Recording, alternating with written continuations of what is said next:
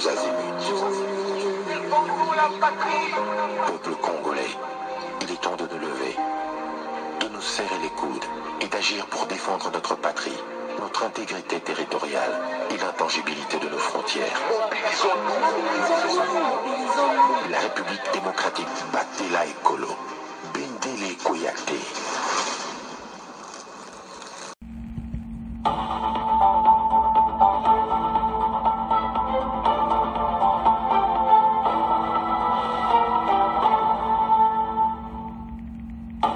Bonsoir, bonsoir, bonjour, c'est Congo News 24. Bande Konanga, comme toujours avant de commencer notre émission, nous disons merci à Dieu.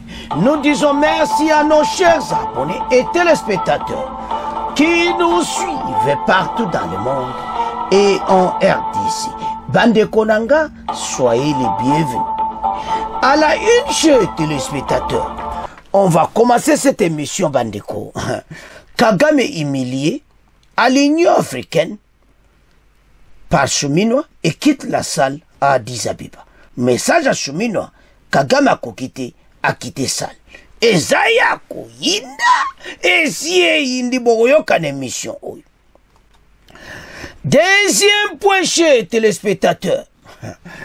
Bandeko, USA, Union européenne, Amérique. Réunion oyo envoyé spécial ya Donald Trump yewana masolona fachi boko yoka on émission oyo bandeko situation ezo koma à notre faveur makambo eza ya kosaka na ngote alors akusola lisusuna ministre affaires étrangères belge pona makambo union européenne boko yoka na émission oyo et puis fachi a déclaré que makambo ebele devant l'Occident. Alors, match eza ya koyinda. Boko yoka na émission yo. Ba réalité. Tous à la connecter. Chers téléspectateurs, émission na bise bandi. Ndeto promettait bino kizo kang sabaye. Srenyoso était toyeba la situation en général. À partir de ma solo na Munich. Tina conseil union africaine. Qu'est-ce qui se passe au juste sur S, il y a RDC. Bande koma sole za kitoko na faveur na biso. Toko banda na conseil de sécurité, il y a Union africaine. Toko banda kuna pourquoi Souminwa adjaki malova devant Union africaine sur la situation à l'est. Bande ko oyo kakandenge la premier ministre à lobby. Kagame moto epeli na kat Kagame makolezo lenga na kiti. Batu bazolanda mouvement Kagame na kati ya salle. Oyo kaka ayindisi. Bandeko tozana la premier ministre, la dame de fer. Bandeko ndenga yambisi Kagame biloko moto. Kagame miso konka paka. Kagame kokite moto elekinga bizwa biloko na yo. Kagame tali gauche, tali droite, Union africaine ezaki akonyingana. Alobi koma Kagame azo piller la RDC. Et puis tant azo lobango avec autorité la première dame. Alobi Kagame aza ko envahir la RDC sous prétexte à M23. Kagame sali in makamuna nyonso pona ko renverser pouvoir na Kinshasa. Bande ko message ezali tellement profond. Kagame n'a pas pu supporter. Donc message o yindi bandeko Union africaine ezaki akoyinda. Et Kagame n'a pas pu supporter. Alors Kagame o baloba ko facho petit porte obimi Kagame petit porte Kagame kiti Union africaine na Addis Abeba. Makambo oyo tolobaki yango. Kembatu yo o bazosala na mboka na biso ko sukela bango mabe. Alors la première ministre a dû ma décision ya que en tout cas Barwande o nyoso basala EDC il faut efutama bafuta yango. Makambo za minene. Alors toko yoka mena Souminwa to yoka o elekaki na Union africaine to comprendre comment Kagame kimaki na salle match za mobulu o eza ya koyinda sous oyoka ka acclamation ya la dame Souminwa. Kagame humilié devant ses collègues présidents de la République, devant Guterres, match ezaki mobulu tolanda bandeko o balobaka l'heure est grave oyo bato bakoki suko supporter te bakomi na situation moko nde baza wana mayele esili bango parce que Souminwa apresentaki oyo kaka alobi penza parce bato basali biso mabe mingi totanga Souminwa bongo to avance la première ministre Judith Souminwa Kagame humilié par Souminwa quitte la salle à Addis Abeba. La première ministre Souminwa s'est exprimée vendredi 14 février dans la soirée au 38e sommet annuel de l'Union africaine lors de la réunion du Conseil de paix et de sécurité. Dans son propos liminaire, il a fait part à la préoccupation de la RDC face à l'agression rwandaise. Profitant de la présence des chefs d'État africains venus participer à ce sommet, la chef du gouvernement de la RDC a appelé à plus d'unité et au respect de la souveraineté des États du continent noir, rapporte la primature sur compte X. L'heure est grave. Ce conseil ne se réunit pas pour un simple différend diplomatique. Nous sommes ici parce qu'un État membre de notre Union, le Rwanda, a violé les principes fondamentaux de la Charte des Nations Unies. Voilà Guterres azotala. Guterres est longinasi. Mathieu Mobulu. Alors, et l'acte constitue de l'Union africaine, a-t-il déclaré. Alors, ils ont violé la Charte des Nations Unies. Au binonyo soba présent bozabo signaki. Na face, Kagame, bondebo mona zotalana, côté Souminaza. Mathieu Mobulu. A koki lisusuté. A mon nom, na kima, na banda kaka mbango, ou bien na sala ndengini. Azotala kaka la première dame, la première ministre, je m'excuse. Alors, Kagame, Motepeli, azo kokati. Donc, azo toka ndenge bozo moneka azotala Souminwa. Abi me mwasi yo, aza kuimilie ngabui. Parce que ozo kati kaka ba ressource EDC kaka ba ressource EDC oza kolala pongite Kagame kaka kolta basaka ba kolta elanda kaka yona Rwanda mbonga ngo Kagame ozo luka mayele silio alors oyo kaka bazo tala na siko tango Souminwa azoloba azotala yi avançons. Du haut de la tribune de l'Union africaine, Judith Souminwa a également mis en lumière les conséquences humanitaires de l'agression rwandaise dans la province Nord Kivu.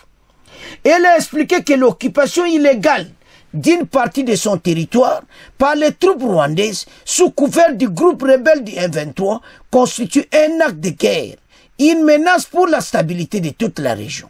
Madame Souminwa a également souligné que les populations endurent des souffrances inexplicables à cause de la guerre et vivent dans une grande précarité et dans des conditions inhumaines et dégradantes. Azolo bango, Kagame azolo kamukosa, na kiti. Kagame azolo ka telema, mais moi teleme zate. Bandiko, makamboza minene. Kagame a koki ko supporter pression à Souminwa te. Mathieu Mobulu. Oba loba kesi e yindi.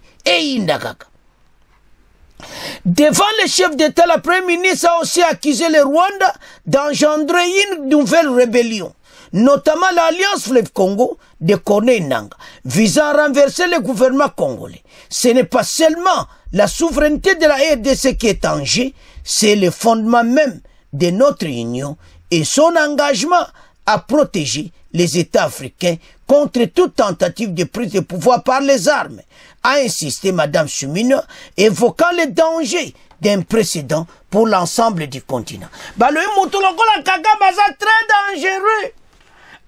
Non seulement Azotia trouble la Katia Est, mais Azamena Alinga renverser la RDC. Allez, Kagame, Moussa Yazaz. Andenga Vandiwana, a terminé Kiti, Akei. Bogoyo kan émission. Tolanda, extra confirmation, Nande Kagame Abimaki, Ezaya Koinda, Esie Indi. C'est ce qu'on appelle avoir des mots justes pour peindre une situation plus que dramatique. Devant le Conseil de paix et de sécurité de l'Union africaine, la première ministre Judith Suminwa a évoqué les sujets sur la guerre d'agression dont est victime la République démocratique du Congo de la part du Rwanda, des propos à charge que le président rwandais Paul Kagame n'a pas su supporter et figurez-vous, il a pris la porte. Chimène Dondo. L'occupation illégale de territoire congolais par les troupes rwandaises sous couvert du groupe terroriste M23 constitue un acte de guerre et une menace pour la stabilité de toute la région, a déclaré la première ministre de la RDC Judith Suminwa Tuluka lors de la réunion du Conseil de paix et de sécurité de l'Union africaine. Son intervention a résonné comme un cri de cœur pour la souveraineté de la RDC, résistant à l'agression extérieure et a provoqué une onde de choc, notamment chez le président rwandais Paul Kagame, qui, acculé par sévérité, n'a eu de choix que de quitter la séance. La chef du gouvernement de la RDC n'a pas hésité à accuser le Rwanda d'engendrer une nouvelle rébellion, l'AFC, visant à renverser le gouvernement congolais. Devant les chefs d'État africains réunis au 38e sommet annuel de l'Union africaine à Addis Abeba, la première ministre de la RDC, Judith Suminwa, a mis en lumière les affres de l'agression rwandaise dans l'est du pays. Elle a également appelé à plus de solidarité pour préserver la souveraineté des pays d'Afrique. Plus de détails dans cet élément de Karine Toperidassi rendu par Jordan Blaise Shindani Kambala.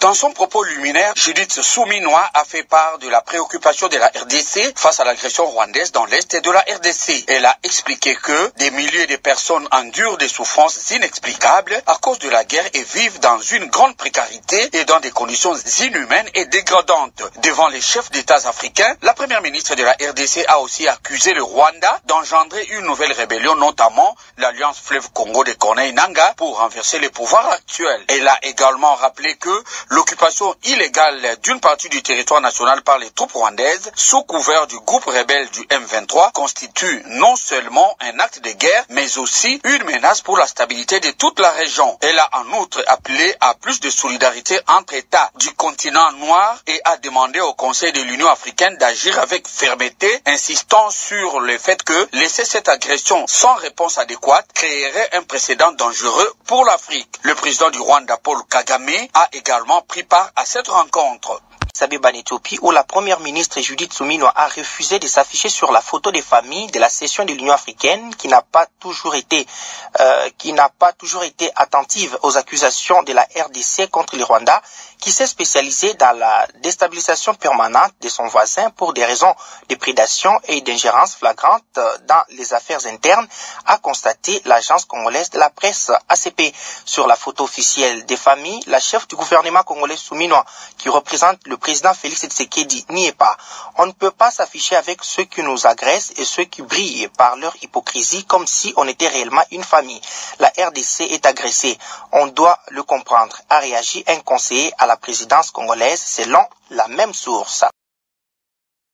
Chers téléspectateurs, Tolandi Bissonyos, Oba Lobaka Motepeli, Kagame Loka Osai Suezati, Adji Abimi.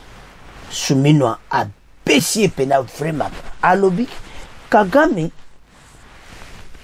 a koti na mboka na biso azo kipe ba territoire illégalement. Charte aux Nations Unies ba signa ki wana Guterres azotala za présent na kata salle.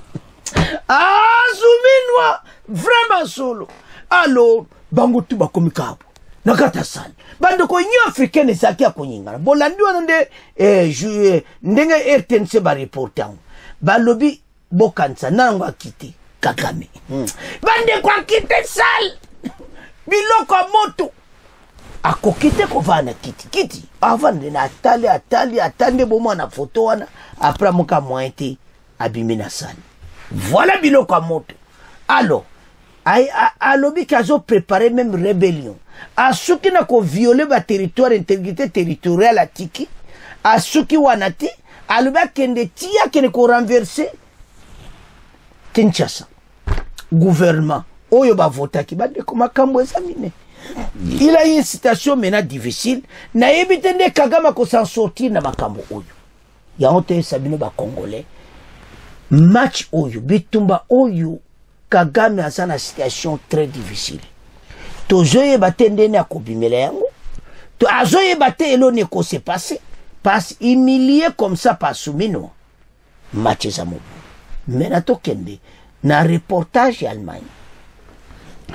Na Allemagne d'abord, le chef de l'État pesaki message au ba Congolais nyonso boyokaki ya Kabila. Il a tout dit.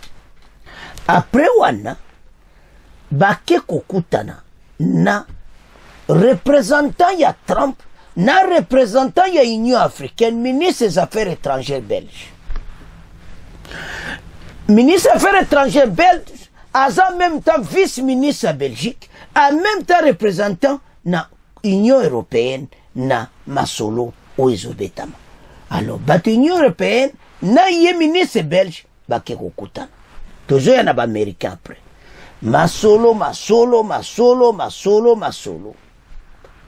Après wana. Bande koma kambo za minene. Ministre affaires étrangères ya Belgique a expliqué clairement lobi situation to komina ngweza makambo kubomba makambo kene gauche droite. Ba violer l'intégrité territoriale et de ce mutumonta ko accepter yango. Tozo bundana ba ninga ko yebsa Kagame kil azo ba Soudan ba quitter le sol congolais. Kagame azo quitter le sol congolais cette fois-ci. Mouvement na bango tout ba ok na o Kagame bazo quitter. Ba arme to makasi o Kagame yazaki nango. O ba tiaka makere ke ba arme ba bazana ba bomba mineno ya milai wana oyo ya kusagana ti. Ba américain ba pesaki. Ba français ba pesaki. Siko ba arme wana abazolo ba fa de sazana ngoti. Makelele na ye ezokoma na suka. Alors, ba européen ba lobani na fachi na Munich masolo parce que batwana nyonso baza ba complice ya RDC. Na façon que ba lingi biso to bongati. Piona ba on Kagame. Et mena kope kufi bandeko présent fachi. Bazo mona ye ba congolais bela présent faible. Makamba bo etala. Mutu na mutu azana façon komia makamu na ye. Oui, fachi pas ça les erreurs. Mais na ndenge to komi lelo. Na makamu ndenge komo changer. Bolanda ki déjà na Bukavu. Ke ba quitter. C'est-à-dire diplomatie salamaki. Ba beta masuba isiba ok soto koti sikoyo. Fa DCP abani menace. Ke biso skoto zo kota e inda kaka bongo 3000 bakufi na Nord Kivu.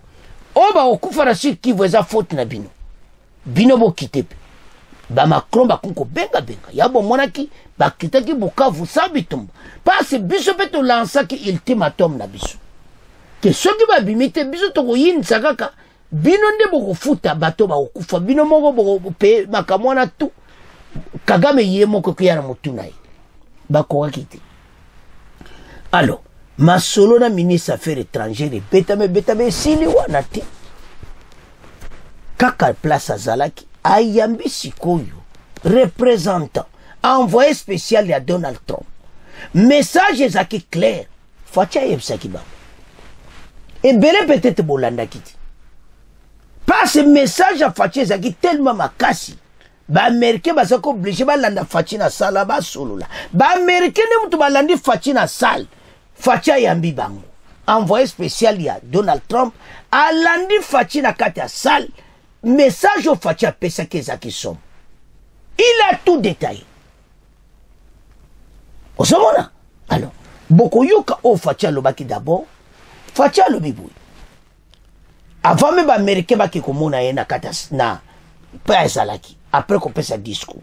Facha lobi ke na koko signé na ba 1-23 ti. Pour 3 raisons. A lobi raison liboso.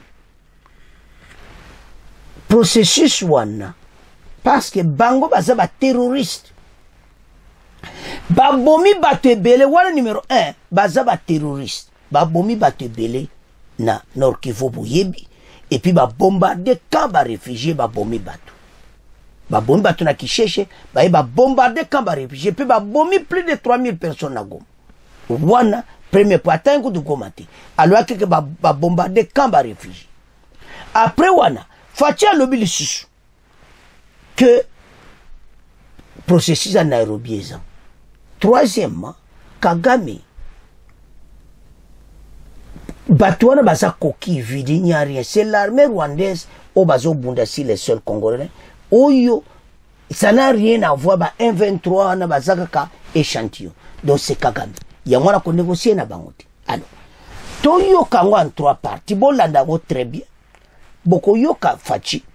Boko Mona réunion na Union européenne. Après, Boko Mona réunion na envoyé spécial. Il y a Donald Trump. Tolanda. Alors, et yinda ki na ndenga mukiti nde bozo mona wana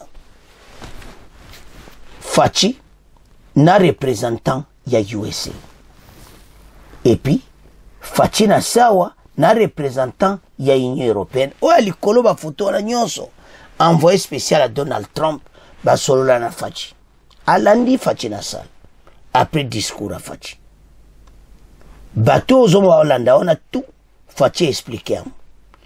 Donc, nebo mona ba américain, makambwe masole betami ya clair, Fachi mbala moko, après ko sola na bango, azivol, azongi, Kinshasa.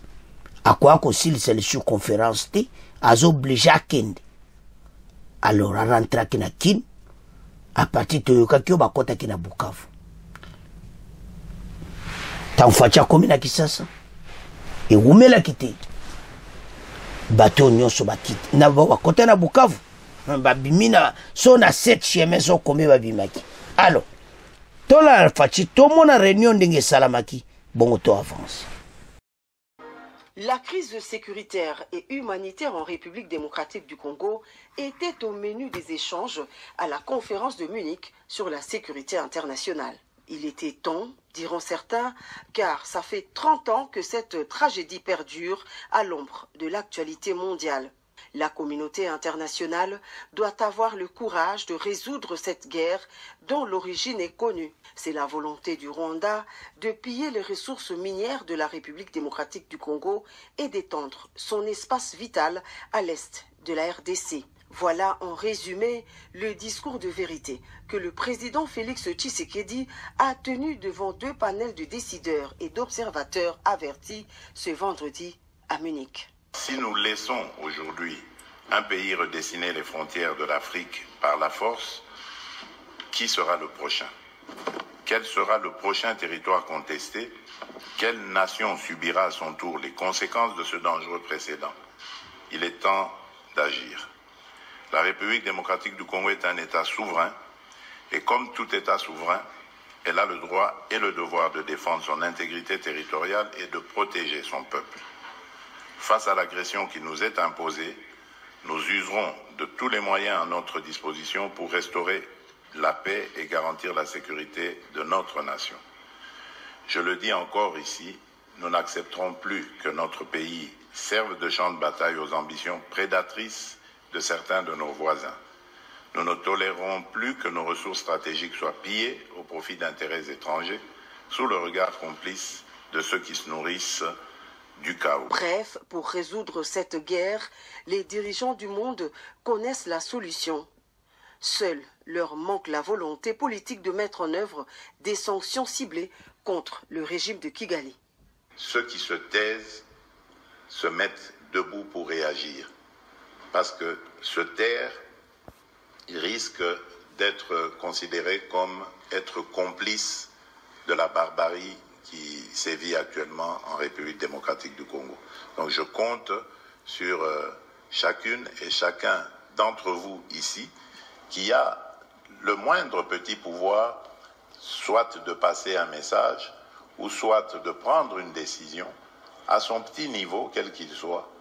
Ce serait une contribution symbolique, une contribution qui apporterait peut-être des solutions au drame que vivent nos populations à l'est de la République démocratique du Congo. Concernant un éventuel dialogue direct avec le M23, le chef de l'État a été clair, il s'agit d'un leurre et d'une option impossible. Ce n'est pas une question d'ego, une question d'orgueil ou d'arrogance lorsque nous refusons de parler directement avec le M23. D'abord, la première raison, c'est parce que le M23 a massacré des populations et a bombardé des camps de déplacés où il y avait des femmes et des enfants. Ils ont été massacrés. Donc pour nous, c'est un mouvement terroriste. Et on ne négocie pas, on ne discute pas avec les terroristes. La deuxième raison, c'est parce qu'il y a le processus de Nairobi. Le processus de Nairobi règle la question des groupes armés. Et donc, le M23 étant un groupe armé, il est logé à la même enseigne que tous les autres groupes armés évoluant en République démocratique du Congo, et il doit avoir le même traitement, donc il doit rentrer dans ce cadre. La troisième raison, c'est parce que le M23 est un mouvement, j'allais dire, qui est vide de contenu. C'est en fait un supplétif du Rwanda. Le M23 est une sorte de paravent que le Rwanda met, mais en réalité, derrière, c'est l'armée rwandaise et donc le Rwanda qui se bat. La preuve de ce que je dis, c'est que dans le processus de Luanda en Angola, nous avons discuté avec le Rwanda. Si le Rwanda n'avait rien à voir dans ce conflit, pourquoi est-ce qu'il répondait aux invitations du facilitateur pour discuter avec la République démocratique du Congo? Et enfin, c'était aussi l'occasion de démasquer la vraie nature de l'AFC, l'autre composante de la rébellion. Je n'ai absolument pas l'impression que l'opposition qui a pris les armes, qui a fomenté avec le Rwanda ce coup contre la République, est dans son bon droit. D'ailleurs, la preuve, c'est que les vrais commanditaires se cachent. Et le vrai commanditaire de cette opposition, c'est mon prédécesseur, c'est Joseph Kabila. Mais il ne l'avoue pas, il n'assume pas ses actions. Il y a donc deux composantes de la coalition qui attaquent la République démocratique du Congo. D'un côté, les terroristes du M23, une coquille vide et une marionnette du Rwanda. De l'autre, l'AFC, une création de Joseph Kabila. Voici les deux facettes du mal qui veut détruire la République démocratique du Congo. Mais ils ne réussiront pas leur œuvre macabre, car le peuple congolais ne se laissera pas faire. La défense de la patrie est un devoir sacré.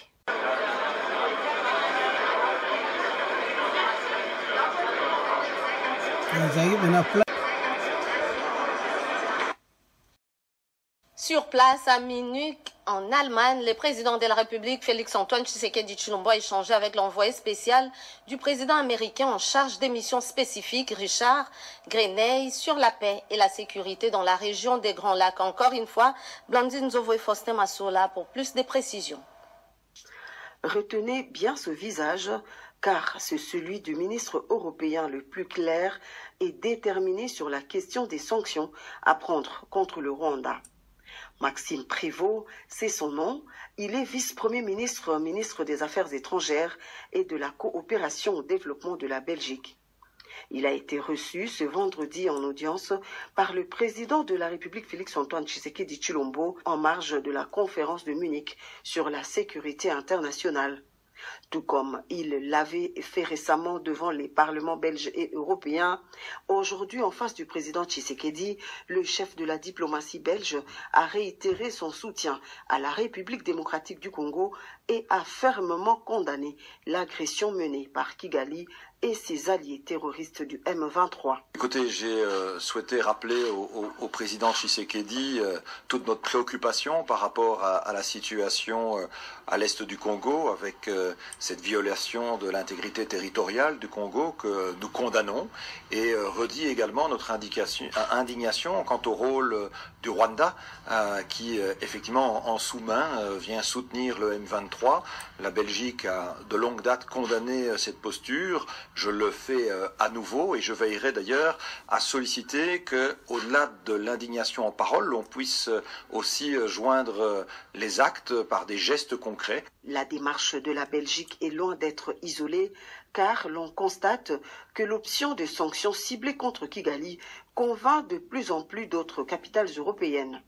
Pour Maxime Prévost, il s'agira d'abord de déclencher la suspension du dialogue politique et sécuritaire avec le Rwanda et ensuite d'annuler le protocole d'entente sur les matières premières critiques entre l'UE et le Rwanda. Du reste, pas plus tard qu'hier, le Parlement européen, dans une très large majorité, a adopté une résolution pour demander la suspension aussi de l'accord sur les minerais.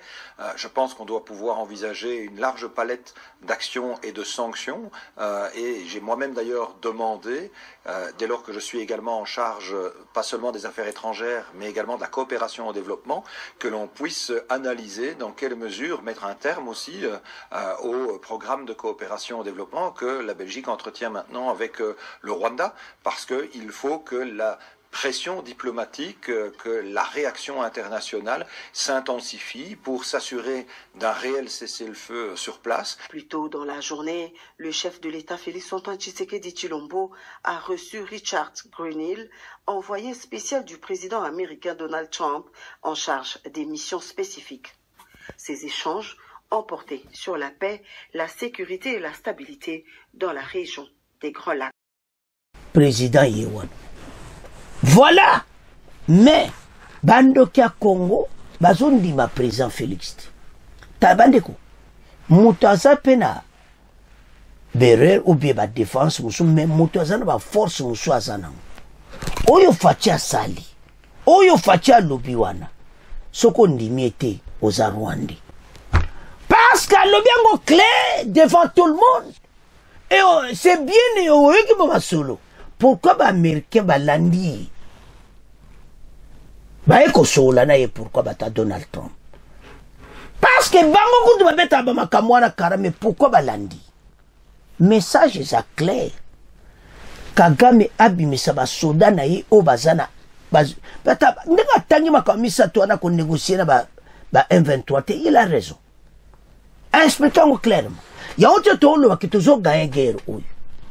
Déjà dans Munich, ma solo est les États-Unis, ma solo est l'Union européenne, et comme étant où il va acter ça la massiko. Premier acte, Yangwana Bukavu. Deuxième acte, Goma. Troisième acte, ba territoire nyonso bazako bima. Ils ont des femmes à solo. Bama quel est le beau tchétchao? Oh nanga zo yati Kinshasa. Et puis batongo pe bazo lo bata bino nyonso fubo se retrouver na prison. Na ba zambala. Na bo bate ka Bible. O bas kosi batura makambo oyo. Bango pe osuka na prison. Alors bana mboka. Mokonza mboka ayindisi. Donc soto landi bien. Nous allons gagner cette guerre. Et puis l'ennemi de la paix oyo Kagame a komena suka. Président Félix alobaki kero ate umeli. Tokogaye yango. Bandeko facha sali makamba bien. Pression yaki mikolo. Babote likoma. O babote li Bukavu. Facha lobi le babote Bukavu. Facha lobi ke na ko négocier na mbaino te. Kagame ato ba soda na ye babima. Réunion na États-Unis ezaki clair. Ba américain ba comprendre ba sur que molobate. Facha lobaki d'abord na salle. Alobi bino bozo vanda kimia bolandi alobi bino bozo vanda kimia wana zo saba américain na ba européen ko vanda le silence et la kisi bino bozo za la complice na makambo tezo sala na RDC d'une manière d'une autre ndinga lobela kia et ça ba américain passe et ça les européen passe facha kangibango balandi na sala bolandi wana makamto yakana ngoza po biso to partage to sola. Alors, ndenge balandi président de la République na kata salle. D'abord ambassadeur belge, d'abord ministre affaires étrangères belge. Ako sola na fachi. Après il envoya Donald Trump à sola na fachi. Parce que fachi c'est yiniti na kata salle. Et c'était clair. Fachi a lobeli bango nyoso mukili yoki. Maintenant Kagame a comme une position moko difficile. Rébellion à bango échoué. A processus ya Nairobi a kokende yango. Ya ba groupes armés. Processus à Luanda Kagame a okende azwa ba soda ne ba quitter le sol congolais. Ba Congolais bo regretter te minéraux aussi là ti. Et c'est ça ma belle. Ce qu'ils ont volé ba comme na suka bango nyonso et tous ces gens nandenga tangi Kabila. Kabila et ses autres Kabila sont comme en danger. Nde batangi na ye ndenge fatia lobeli se Kabila et comme mabe. Ba wuto so ba sola ba américain déjà. Ba sola ba européen déjà. Ba ta perdre boya ko défendre nini. Fatia zaki clair sur lui. Ba beaucoup participer à l'élection, ba moi qui va jouer ba arme. Fatia lobengo clairement devant tout le monde. C'est mon prédécesseur. Alors, situation à niveau commis et comme à niveau à l'école. Na yendimiti. Tokoyoka Kabila zo kite mena et sakende. Dans les silences batiki akende. To bona biso. Eza suna matata. Batika ye abima na famille na bakende ndenge Eduardo Santos akendeki. Nde makambo ezokende. Parce que makambo est ba véritable commanditaire batangi. Ba coopérer na Kagame. Bango mibale le commanditaire. Nanga ezaka be échantillon. Tous ces gens bazana problème sur lui. Alors, voilà comment la victoire est dans le côté Nabiso. Banamboka, match za mobulu. Bon continuer à s'abonner massivement. Bande koto comme une fin mission, bon partager. Au revoir. À la prochaine.